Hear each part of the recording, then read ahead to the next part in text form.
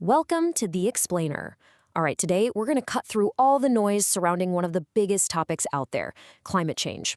Over the next few minutes, we're going to break down exactly what it is, what's causing it, and most importantly, why it matters. We're getting right to the core of it. I love this quote. It just perfectly nails a really common mix-up. We've all heard it, right? There's a random cold snap in April, and someone jokes, haha, so much for global warming. But is that really what we're talking about? This quote right here is the key to understanding the difference. Okay, so let's get into it. Weather, as you can see, is like a snapshot.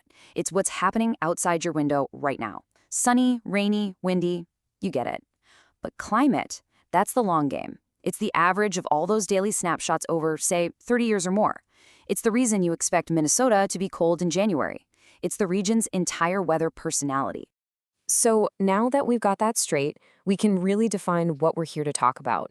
Climate change isn't about one freakishly hot summer or a weirdly mild winter. We're talking about a huge, long-term shift in those expected patterns, a change in the very personality of our planet's climate. And global warming, well, that's a huge piece of this puzzle. You can think of climate change as the umbrella term for all the shifts happening. Global warming is more specific. It's the documented long-term rise in the planet's average temperature. It's like the fever that's causing all the other symptoms. Now, you might be thinking, hasn't the climate changed before? And the answer is absolutely. The Earth has gone through massive climate shifts because of things like giant volcanic eruptions or changes in the sun's energy. But, and this is the critical part, the science is crystal clear. The incredibly fast and intense changes we're seeing right now are overwhelmingly driven by us, by human activities, especially burning fossil fuels. So, how exactly are our actions warming up the entire planet? To get that, we need to look at the engine behind it all, the greenhouse effect. It's actually a pretty straightforward process. First, energy from the sun streams down to Earth. Some of that energy just bounces right back off into space. But a lot of it gets absorbed by the land and oceans, which then radiate that energy back out as heat. And this is where these greenhouse gases come into play.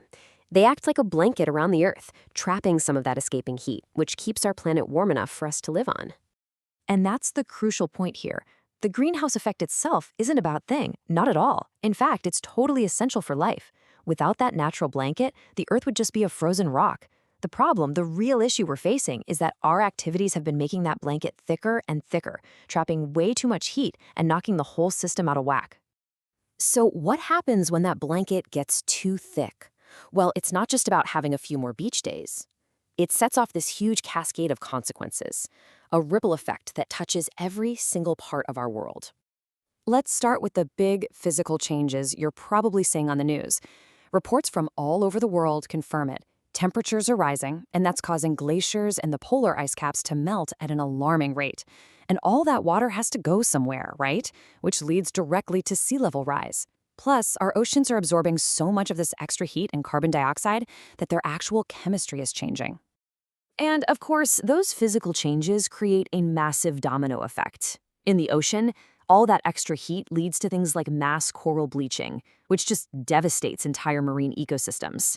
On land, farmers are struggling with wild, unpredictable weather that damages their crops.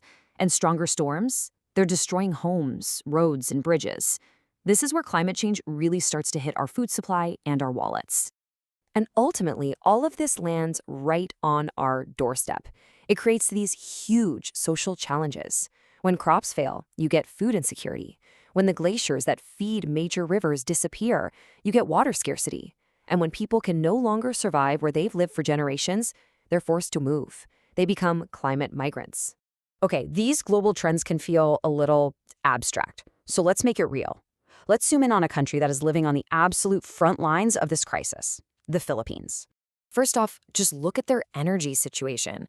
In 2023, a staggering 60% of the country's electricity came from burning coal, one of the dirtiest fossil fuels. That makes the Philippines one of the most coal-dependent nations in all of Southeast Asia. And this is what it looks like on the ground. Cracked earth where a rice paddy should be, tomato plants just completely withered. This isn't some far-off prediction.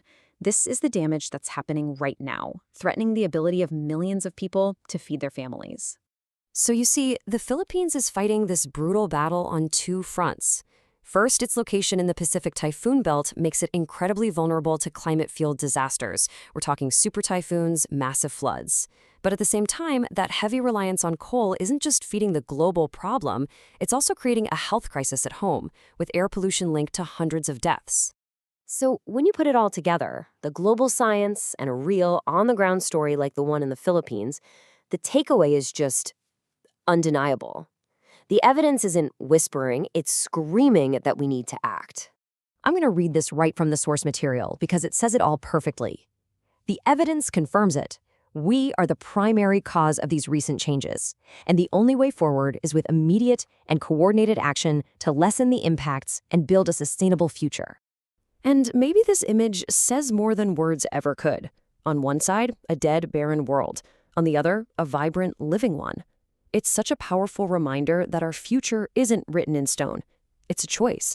It's a choice that we're making every single day. And that brings us right back to where we started.